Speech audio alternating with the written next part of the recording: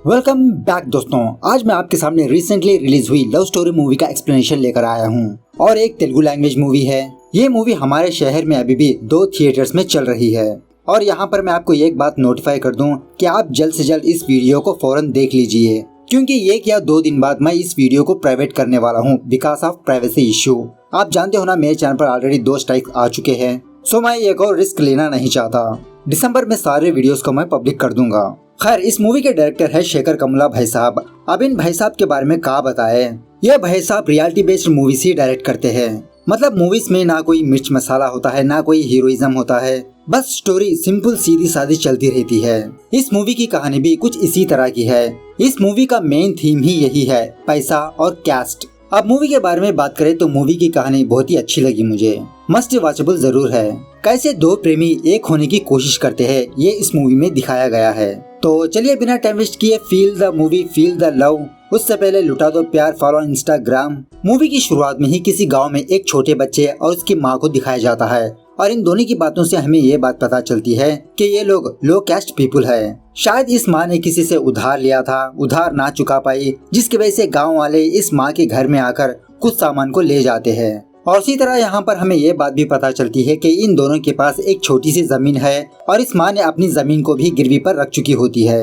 अपनी जमीन को वापस पाने के लिए ये माँ दिन रात मेहनत करने लगती है। फाइनली ये क्या 1.5 साल के बाद ये दोनों अपनी जमीन को वापस हासिल कर लेते हैं। किसी दिन स्कूल में एक फंक्शन चलता है। उस फंक्शन में ये बच्चा डांस करता है। इस बच्चे का डांस देखकर वहाँ का सरपंच इसके हाथ में 1 रुपया थमा देता है। यही खुशखबरी ये बच्चा अपनी माँ को जाके सुनाता है। यह सुनने के बाद इसकी माँ इसको कहने लगती है कि बेटा, कभी भी याद रखना कि हम देने वाले बनना चाहिए, ना ही के लेने वाले, और इसके लिए तुमको बहुत मेहनत करनी पड़ेगी।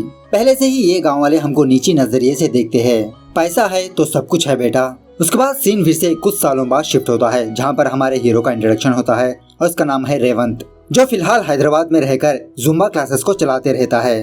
जुम्बा का मतलब आपको पता है ना, some kind of fitness centre, जहाँ पर लोगों को डांस सिखाते हुए फिटनेस की ट्रेनिंग दी जाती है।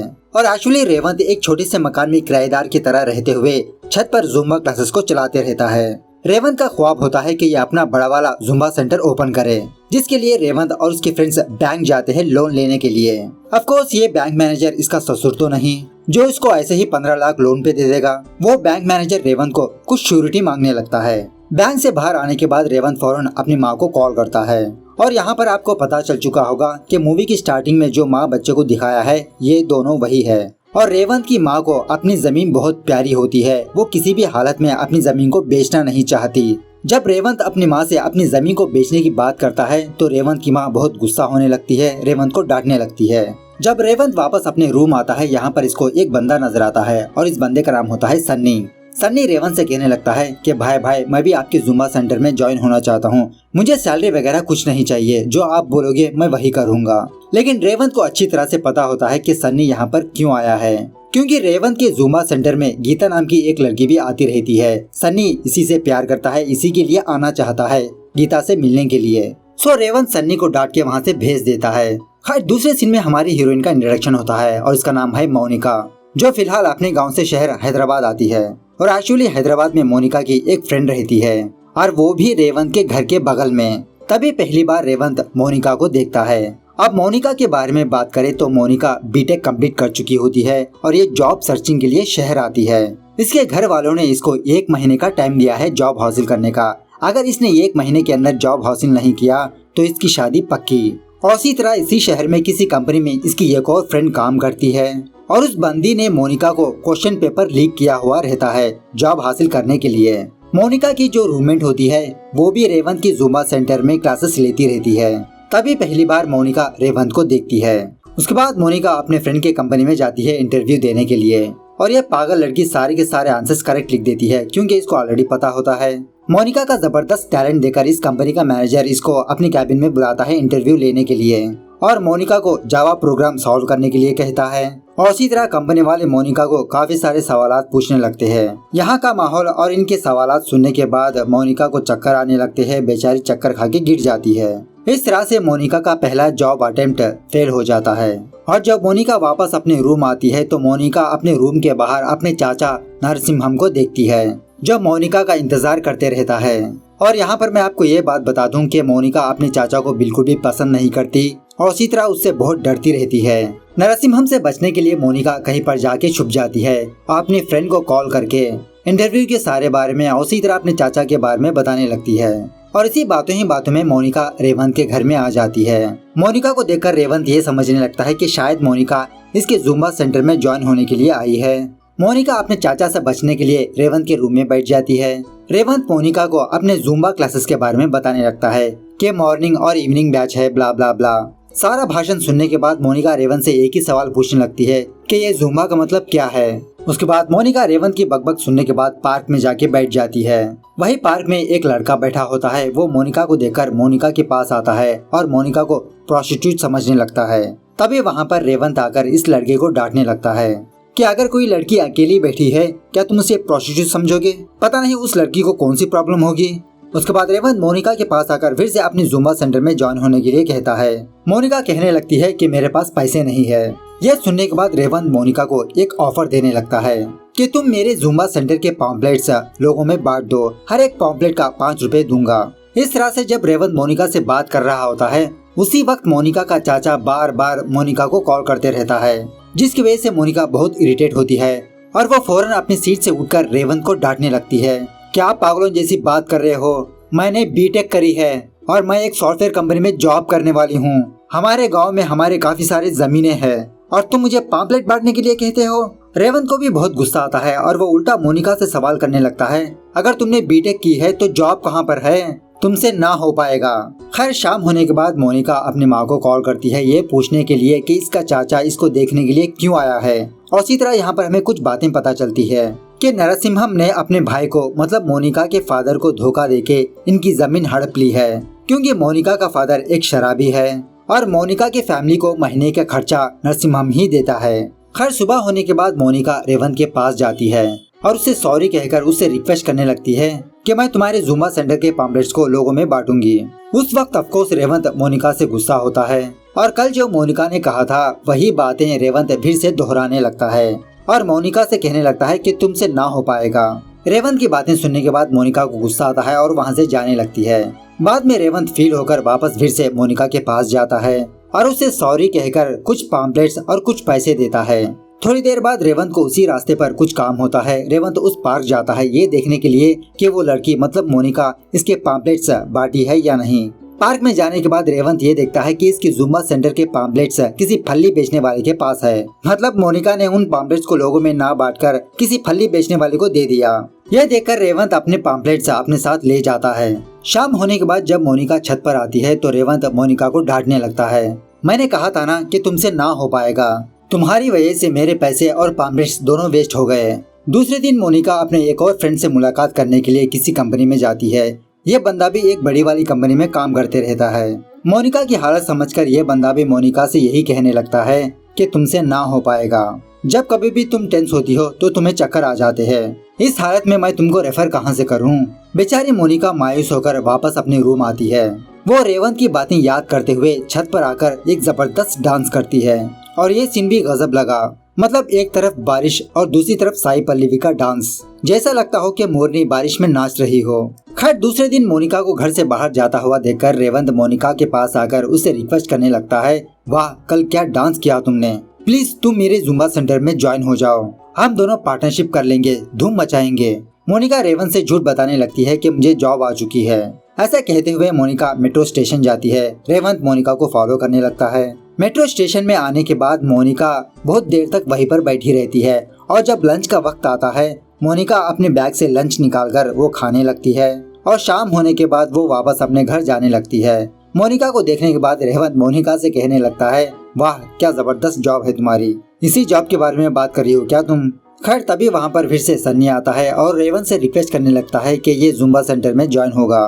रेवंत सन्नी को समझाने लगता है, अरे यार क्या तुम पागल हो, वो लड़की वाले बहुत पैसे वाले हैं और तुम अपनी औकात देखो, क्या उसके घर वाले तुम दोनों की शादी के लिए मान जाएंगे? ये प्यार वार का चक्कर छोड़ के तुम अपनी पढ़ाई पर ध्यान दो। यह सुनने के बाद सन्नी रेवंत से कहने लगता है कि भाई तुमको अभी समझ में नहीं आएगा, जब तुम किसी लड़की से प्यार करोगे और तुम्हारे अंदर जो तड़प होगी उस लड़की को हासिल करने के लिए, तब जाके तुमको समझ में आएगा कि प्यार क्या होता है।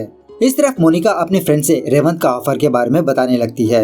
यह सुनने के बाद इसकी फ्रेंड मोनिका से कहने लगती है, अरे यार, इससे अच्छा ऑफर तुमको नहीं मिलेगा। जब तक तुमको जॉब नहीं मिलती तब तक तुम जुम्बा सेंटर चलाती रहना, और हाँ, रेवंत सर से हर महीना 20,000 रुपए सैलरी मांग लेना। जाओ जाओ, अब जल्दी जाओ, इस ऑफर को एक्सेप्ट कर लो। तो मोनिका फौरन छत पर जाकर रेवंत को बुलाती है और उससे कहने लगती है कि सर, मुझे आपका ऑफर पसंद है। रेवंत खुशी के मारे एक छत से दूसरी छत पर जंप लगाता है और मोनिका भी उसी छत पर आती है। यहाँ आने के बाद मोनिका अपने ऑफर को रेवंत को बताने लगती है कि महीना मुझे 20,000 रुपए चाहिए। यह सुनने के बाद रेवंत सोच में पड़ जाता है और मोनिका से कहने लगता है, 20,000 रुपए मेरे से नहीं हो पाएगा। खैर, जाने दो मोनिका। यह सुनने के बाद मोनिका रेवंत को एक और बात बताती है, चलो 20,000 नहीं, महीने का 15,000 तो दे सकते हो ना। रेवंत कहने लगता है, ठीक है, मैं थोड़ा सोच के बताता हूँ। दूसरे दिन रेवंत अपनी माँ को कॉल करके यही बात बताने लगता है कि माँ, कल हमारे सेंटर में एक लड़की आई थी, जबरदस्त डांस किया उसने, और मैं उस लड़की को अपने जुम्बा सेंटर में ज्वाइन करना चाहता हूँ। और उस लड़की ने महीने का 15,000 पूछा और 2 महीने तक माँ मैं तुम्हें पैसे नहीं भेज पाऊंगा। यह सुनने के बाद रेवंत की माँ रेवंत को डांटते हुए उससे कहने लगती है, 15,000 नहीं, 10,000 रुपए कहो। अगर वो 10,000 रुपए में करना चाहे तो उसे रख लो, वरना मना कर दो। उसके बाद रेवंत को इसके फ्रेंड के जरिए से ये बात पता चलती है कि मोनिका इसी के गांव की रहने वाली है और उसी तरह मोनिका ऊंचे घराने की लड़की है। यह सुनने के बाद रेवंत थोड़ा डिसअपॉइंट हो जाता है। खैर, जो भी हो, रेवंत के पास और कोई ऑप्शन नहीं होता। रेवंत अपनी बाइक को बेच देता है और मोनिका को बुलाकर उसकी पहली सैलरी देता है 15,000 रुपए। कॉन्ट्रैक्ट साइन करने से पहले मोनिका रेवंत से कुछ शर्तें रखती है और इन कंडीशन में ये कंडीशन भी होता है कि डांस के दौरान रेवंत मोनिका को नहीं छुएगा, सोशल डिस्टेंसिंग मेंटेन करेगा। रेवंत मोनिका के सारी शर्तों को एक्सेप्ट कर लेता है। उसके बाद क्या था, मोनिका और रेवंत ये दोनों जम के काम करने लगते हैं। देखते ही देखते इनके स्टूडेंट्स बढ़ने लगते हैं और इसी डांस के दरमियान एक दिन गलती से रेवंत मोनिका को छू लेता है और तभी मोनिका बेचारी बेहोश होकर नीचे गिर जाती है। शाम होने के बाद रेवंत मोनिका के पास जाकर उसे सॉरी कहने लगता है कि मोनिका प्लीज मुझे माफ कर दो, गलती से हो गया। मोनिका कहने लगती है, रेवंत मैंने ऑलरेडी तुमसे कहा था ना कि डांस के वक्त सोशल डिस्टेंसिंग मेंटेन करो, कोरोना चल रहा है। खैर, जो भी हो, मोनिका रेवंत को माफ कर देती है और इसी दरमियान में रेवंत सन्नी को भी अपने जुम्बा सेंटर में ज्वाइन कर लेता है।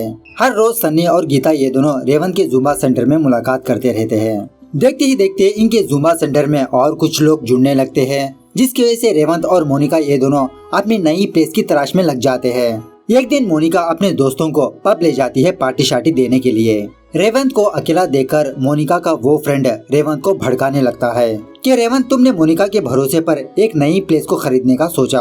अगर कल को मोनिका को अच्छी जॉब आ जाए, वो जॉब पे चली जाए, तो तुम्हारे जुम्बा सेंटर का क्या होगा? और वैसे भी तुम लोगों को बिजनेस की क्या जरूरत है, तुम लोगों को तो गवर्नमेंट जॉब ऐसे ही आ जाती है। इस तरह से मोनिका का फ्रेंड रेवंत को नीचा कर बात करने लगता है, जिसकी वजह से रेवंत बहुत अपसेट हो जाता है। और दूसरे दिन जब मोनिका रेवंत के पास आती है, रेवंत मोनिका से सीधी तरह से बात नहीं करता। वो बहाना बनाने लगता है कि ये किसी टेंशन में है। खैर, कुछ दिनों बाद फेस्टिवल होने की वजह से रेवंत अपने गाँव आता है और उसी तरह मोनिका भी अपने गाँव आती है। और रेवंत अपने गाँव इसलिए आता है क्योंकि रेवंत अपने जुम्बा सेंटर के लिए एक नया प्लेस खरीदना चाहता है। इसके लिए अपनी जमीन को बेचना चाहता है। यही बात करने के लिए रेवंत अपनी माँ के पास आता है। और एक्चुअली रेवंत का एक मुंह बोला बड़ा भाई होता है जो एक एसआई होता है। ये दोनों जमीन बेचने की बात करते रहते हैं, लेकिन रेवंत की माँ को ये बात बिल्कुल भी पसंद नहीं होती। वो जमीन बेचने से साफ मना कर देती है। दूसरी तरफ मोनिका भी अपने घर आकर अपने सारे घर वालों को एक एक गिफ्ट लाती है और इसी तरह अपने पियक्कड़ बाप को कुछ पैसे थमा देती है ताकि अपनी बेटी पर नाज हो। खैर, रात होने के बाद रेवंत फिर से अपनी माँ को यही समझाने लगता है कि माँ प्लीज मान जाओ ना, देखो ये बिजनेस बहुत अच्छा चलेगा, कुछ ही दिनों की बात है, हम अपनी जमीन वापस ले लेंगे। अगर जमीन बेच दिया तो क्या होगा, 0 पर थे और वापस 0 पर आ जाएंगे। तो फाइनली रेवंत की माँ अपने बेटे पर भरोसा करते हुए हाँ कह देती है। उसके बाद रेवंत नरसिम्हम के पास जाता है अपनी जमीन की बोली लगाने के लिए। रेवंत को वहाँ पर देखकर मोनिका खिड़की से कान लगाकर सुनने लगती है कि आखिरकार उन दोनों में बात क्या चल रही है। खैर, रेवंत अपनी जमीन को 10 लाख में बेचना चाहता है, लेकिन नरसिम्हम एक लुच्चा लफंगा आवारा किस्म का बंदा होता है। वो सिर्फ 5 लाख में रेवंत की जमीन को खरीदना चाहता है। ये बात रेवंत को पसंद नहीं आती, वो वहाँ से चला जाता है। बाहर जाने के बाद मोनिका रेवंत को कॉल करती है, लेकिन रेवंत मोनिका के फोन को काट देता है। उसके बाद मोनिका डायरेक्ट रेवंत के घर चली जाती है। और एक्चुअली रेवंत की माँ एक टीचर होती है और यहाँ आने के बाद मोनिका को ये बात पता चलती है कि रेवंत अपनी जमीन को बेचना चाहता है, इसीलिए रेवंत इसके चाचा के पास गया था।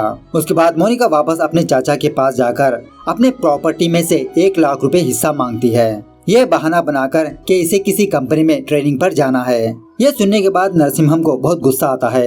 वो मोनिका को किसी कमरे में बुलाकर उसे डांटने लगता है। पता है तुम्हारे बाप ने कितना कर्जा लिया है और आज तुम मेरे पास आकर अपना हिस्सा मांग रही हो। और जब कभी भी मोनिका टेंस होती है तो इसे चक्कर आने लगते हैं।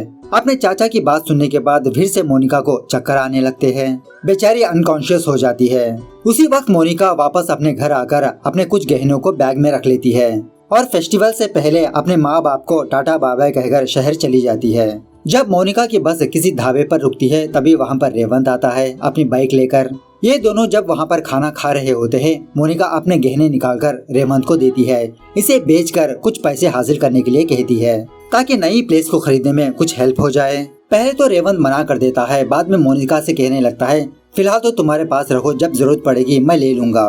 खैर इसी बातों के दरमियान मोनिका को मेंसेस आने लगते हैं। रेवंत से कहने लगती है कि मुझे फौरन कपड़े बदलने हैं। रेवंत वहीं पर एक रूम लेकर मोनिका के लिए सैनिटरी पैड खरीदता है। मोनिका अपने कपड़े बदलने के लिए रूम जाती है। रेवंत रूम के बाहर खड़ा रहता है और जब ये दोनों वापस बाहर आ रहे होते हैं तो मोनिका का गाँव का एक बंदा मोनिका को देख लेता है और इसी दरमियान में मोनिका की बस छूट जाती है।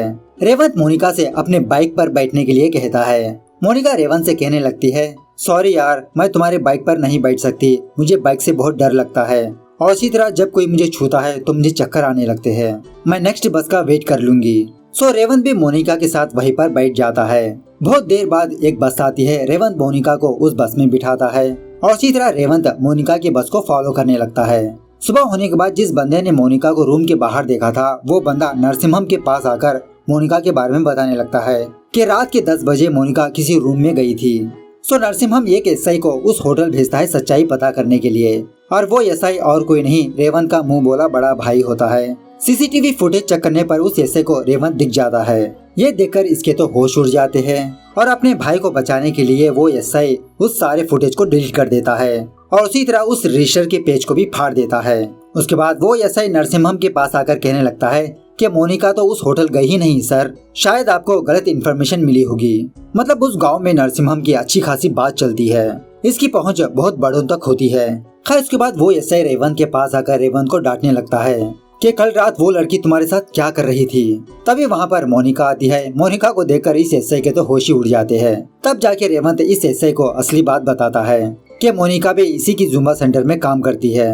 मोनिका के घर वालों को ये बात ना पता चले कि मोनिका शहर आकर जॉब करने के बजाय डांस कर रही है। इसके लिए रेवंत मोनिका को 5000 वाली जॉब करने के लिए कहता है, जो ऑलरेडी मोनिका के फ्रेंड ने मोनिका को बताई थी। तो रेवंत के बताए हुए तरीके पर मोनिका उस जॉब को ज्वाइन करती है। मतलब मोनिका दोनों काम करती रहती है। उसके बाद रेवंत अपने जमीन के पेपर से बैंक में गिरवी रखकर कुछ पैसे लोन लेता है और रेवंत और मोनिका ये दोनों एक बड़े वाले प्लेस को देखकर खरीद लेते हैं। देखते ही देखते इनका नया जुम्बा सेंटर रेडी हो जाता है और जब ओपनिंग की बारी आती है तो मोनिका उस जुम्बा सेंटर में जीसस की और एक देवी माँ की फोटो रखती है, क्योंकि रेवंत एक क्रिश्चियन है और मोनिका एक हिंदू। और रेवंत अपने जुम्बा सेंटर को ओपन करने के लिए अपनी माँ को बुलाता है रिबन कटिंग करने के लिए और इसकी माँ को मोनिका के बारे में ना पता चले रेवंत मोनिका को किसी कमरे में छुपा देता है। खैर पार्टी शार्टी होने के बाद रेवंत और मोनिका ये दोनों अपनी सक्सेस को लेकर बहुत खुश होते हैं कि फाइनली इन दोनों ने एक बड़ा वाला जुम्बा सेंटर ओपन कर लिया। रेवंत की खुशी देखकर मोनिका खुद अपना हाथ देती है रेवंत को इसके साथ डांस करने के लिए। इस तरह से ये दोनों अच्छा खासा एक डुएट डांस करते हैं और जब मोनिका वापस अपने रूम आ रही होती है तो इसकी माँ फोन करके मोनिका को ये बताती है कि तुम्हारा चाचा तुमको देखने के लिए आ रहा है। यह सुनने के बाद बेचारी मोनिका बहुत अपसेट हो जाती है और फौरन वो रेवंत को कॉल कर ये कहती है कि रेवंत तुम जहाँ पर भी हो फौरन मेरे रूम आ जाओ, मुझे तुमसे जरूरी बात करनी है। रेवंत खुशी के मारे जब मोनिका के रूम जा रहा होता है तो रेवंत को रास्ते में नरसिम्हम दिखता है, मोनिका का चाचा। इसे देखकर रेवंत अपनी गाड़ी को मोड़ लेता है। जब मोनिका की दरवाजे की घंटी बजती है तो मोनिका खुशी के मारे दरवाजा ओपन करती है रेवंत समझकर, लेकिन बाहर इसका चाचा होता है। इसे देखकर मोनिका बहुत टेंस होती है और वो फौरन एक रूम में आकर अपने आप को लॉक कर लेती है। नरसिम्हम बार बार दरवाजा ओपन करने के लिए कहता है लेकिन मोनिका हरगिज दरवाजा ओपन नहीं करती। नरसिम्हम का शोर शराबा सुनकर मोनिका बेहोश हो जाती है। दूसरी तरफ रेवंत के फ्रेंड्स रेवंत को मूवी ले जाते हैं। थिएटर में बैठने के बाद रेवंत मोनिका को मैसेज करता है कि मैं थिएटर में हूँ, और उस वक्त मोनिका का फोन मोनिका के हाथ में होने के बजाय बाहर होता है। थोड़ी देर बाद मोनिका का चाचा नरसिम्हम वहाँ से चला जाता है। सुबह होने के बाद जब मोनिका अपने फोन को देखती है तो उसमें रेवंत का मैसेज होता है। ये मैसेज देखकर मोनिका को बहुत गुस्सा आता है और वो रेवंत को गलत समझने लगती है कि ये कल रात मेरे रूम आने के बजाय मूवी देखने गया। तभी मोनिका रेवंत के पास जाकर उससे कहने लगती है कि अब मैं तुम्हारे जुम्बा सेंटर में काम नहीं करने वाली, मेरी जरूरत खत्म हो गई, तुमने तो मुझे इग्नोर करना शुरू कर दिया। और इसी बातों ही बातों में मोनिका के मुंह से कैस्ट की बात आ जाती है। मोनिका कहने लगती है, सच कहते हैं तुम लोगों पर भरोसा ही नहीं करना चाहिए। यह सुनने के बाद रेवंत को भी बहुत गुस्सा आता है और कॉन्ट्रैक्ट के पेपर्स मोनिका के मुंह पे फेंकता है। और सच में मोनिका की ये बात रेवंत के दिल में चुभ जाती है। इस तरह से इन दोनों के बीच एक जबरदस्त झगड़ा होता है। इस झगड़े की वजह से ये दोनों खुद डिस्टर्ब हो जाते हैं। कुछ दिनों तक ये दोनों एक दूसरे से बात नहीं करते। फाइनली मोनिका को अपनी गलती का एहसास होता है। वो रेवंत के पास आती है, उससे सॉरी कहने लगती है। बेचारा रेवंत मायूस होकर मोनिका से कहने लगता है, हर रोज कोई ना कोई हमें नीचा दिखाता ही रहता है, लेकिन मोनी मैं तुमसे ये एक्सपेक्ट नहीं किया था। तुमने तो झटके में मुझे पराया कर दिया। और सच में भाई साहब ये सीन भी मुझे गजब लगा। It's too good man, very heart touching. खैर मोनिका रेवंत को सॉरी कहने लगती है, उसे डांटने लगती है, उसे खाना खिलाने लगती है। देखते ही देखते मोनिका रेवंत को पप्पी शप्पी भी करती है, जिसकी वजह से रेवंत की आंखों में से आंसू भी निकलने लगते हैं। सुबह होने के बाद ये दोनों एक दूसरे के सामने आकर शर्मा रहे होते हैं। खैर जो भी हो, मोनिका अपना प्यार का इजहार करती है। रेवंत भी मोनिका से कहने लगता है, जब मैंने तुमको पहली बार देखा तभी मैं तुम पर लट्टू हो गया। इस तरह से इन दोनों की अच्छी खासी लव स्टोरी चलती रहती है। इसी दरमियान में गीता जॉब पर्पस के लिए सिंगापुर जाने लगती है।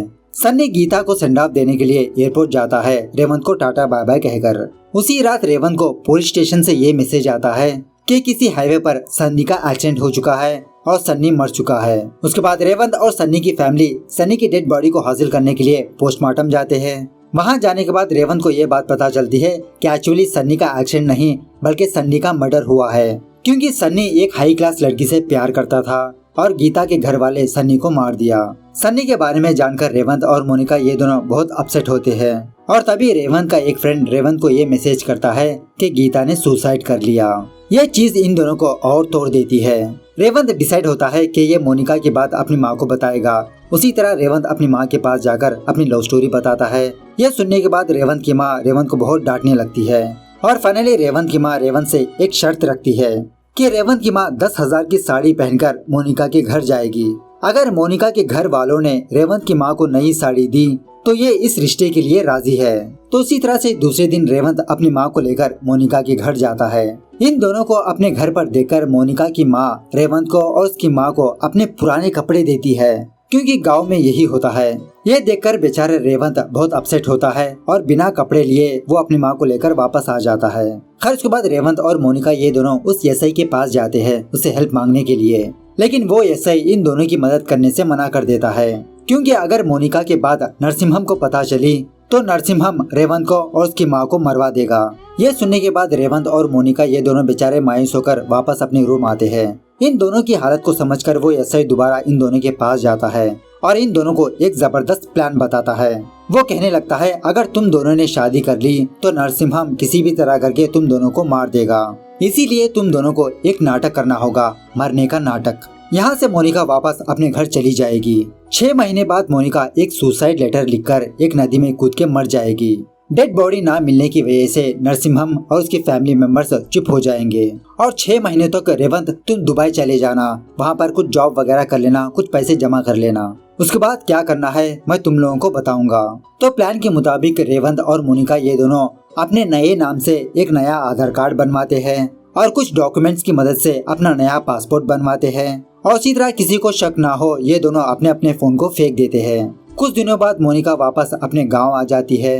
रेवंत दुबई जाकर 6 महीने तक वहां पर काम करने लगता है। फाइनली 6 महीने बाद रेवंत वापस हैदराबाद आता है और मोनिका को कॉल करता है और वो ऐसे रेवंत और मोनिका को आगे का प्लान बताने लगता है कि 10 दिनों बाद मोनिका सुसाइड लेटर लिखकर यहाँ पर आएगी, इस नदी के पास आएगी, अपने सामान को छोड़ेगी, मतलब कपड़े वगैरह, और मैं मोनिका को दूसरी बस में बिठाकर तुम्हारे पास भेज दूंगा, तुम हैदराबाद जाकर रजिस्टर मैरिज कर लेना। उसके बाद भाई साहब यहाँ पर इस मूवी का हिट गाना चलता है और आप सब लोगों को इस गाने को जरूर सुनना होगा, सारंगा दरिया। इसी गाने की वजह से ये मूवी हिट है। खैर फाइनली शादी का दिन आ ही जाता है। रेवंत रजिस्टर ऑफिस के पास मोनिका का वेट करते रहता है। मोनिका वहाँ पर नहीं आती और इसी तरह जहाँ पर सुसाइड स्पॉट होता है मोनिका वहाँ पर भी नहीं जाती। वो ऐसे रेवंत को यही बात फोन करके बताता है कि मोनिका अभी तक मेरे पास नहीं आई है। फाइनली 2 या 3 दिनों बाद रेवंत और मोनिका ये दोनों फिर से मुलाकात करते हैं और मोनिका जो कुछ भी हुआ वो रेवंत को बताने लगती है कि उस दिन मोनिका सुसाइड का नाटक करने के लिए जब अपने घर से बाहर आ रही थी तभी मोनिका रास्ते पर ये देखा कि नरसिम्हम मोनिका की छोटी बहन को स्कूल ले जा रहा है। यह देखने के बाद मोनिका नरसिम्हम का पीछा करने लगती है, अपने बहन को रोकने की कोशिश करती है और एक्चुअली हुआ ये होता है कि जब मोनिका छोटी बच्ची थी नरसिम्हम मोनिका पर बुरी नजरें डाला करता था, मोनिका को इधर उधर टच कर रहा था और मोनिका ये बात अपने फैमिली मेंबर्स को ना बताए, इसीलिए नरसिम्हम मोनिका को बहुत मारा पीटा और तभी मोनिका चक्कर आकर नीचे गिर गई। उसी वक्त से जब कभी भी मोनिका टेंस होती है तो इसे चक्कर आने लगते हैं। ये सारी बातें मोनिका रेवंत को बताती है और अब नरसिम्हम की नजर मोनिका की छोटी बहन पर पड़ी है और मोनिका अपनी छोटी बहन को बचाने के लिए वहीं पर रुक गई, इसीलिए वो रेवंत के पास नहीं आई। रेवंत मोनिका को समझाने लगता है कि तुम ये बात अपने माँ बाप को बताना चाहिए, नरसिम्हम का असली चेहरा दुनिया के सामने लाना चाहिए। ऐसा कहते हुए रेवंत मोनिका का हाथ पकड़कर मोनिका के घर में जाता है, उसकी माँ के सामने जाता है। मोनिका हिम्मत जुटाकर अपने माँ बाप से जो सच्चाई है वो बताने लगती है। इसी दरमियान में नरसिम्हम मोनिका के घर आता है। इसे देखकर रेवंत को बहुत गुस्सा आता है। इन दोनों में छोटी सी हाथापाई होने लगती है। इसी हाथापाई के दौरान मोनिका की माँ नरसिम्हम को एक रूम में डालकर उसे बंद कर देती है और रेवंत से कहने लगती है कि बेटा तुम मोनिका को लेकर यहाँ से दूर चले जाओ। तो उसी रात रेवंत मोनिका को और अपनी माँ को लेकर उस गांव से बाहर भागने लगता है। दूसरी तरफ नरसिम्हम अपने बिरादरी के कुछ लोगों को जमा कर रेवंत को ढूंढने के लिए कहता है, उसके दोस्तों को मारने पीटने के लिए कहता है। फाइनली किसी जगह पर आने के बाद रेवंत को ये महसूस होने लगता है कि ये लोग भागेंगे तो कब तक भागेंगे, कभी न कभी तो सामना करना होगा। ऐसा सोचकर रेवंत दोबारा नरसिम्हम के पास जाता है। इन दोनों के बीच दोबारा हाथापाई होती है। इसी हाथापाई के दौरान नरसिम्हम मोनिका को मारने की कोशिश करता है। सो रेवंत मोनिका की जान बचाने के लिए नरसिम्हम को ऊपर से नीचे धक्का दे देता है, जिसकी वजह से नरसिम्हम की मौत हो जाती है। उसके बाद पुलिस आकर रेवंत को गिरफ्तार कर लेती है। मूवी के एंड में हमें ये बात पता चलती है कि रेवंत ने जानबूझकर नरसिम्हम को नहीं मारा, वो तो बस एक एक्सीडेंट था। इसी बात को ध्यान में रखते हुए कोर्ट रेवंत को बाइज्जत बरी कर देती है। इस तरह से इन दोनों की लव स्टोरी यहाँ पर दी एंड होती है। मुझे पता है वीडियो लंबी है, आप क्या करें, मूवी खुद 2.5 घंटे की है। मूवी कैसे लगी कमेंट करके बताना जरा। मिलते हैं अगली वीडियो में, तब तक take care, bye bye, see you soon.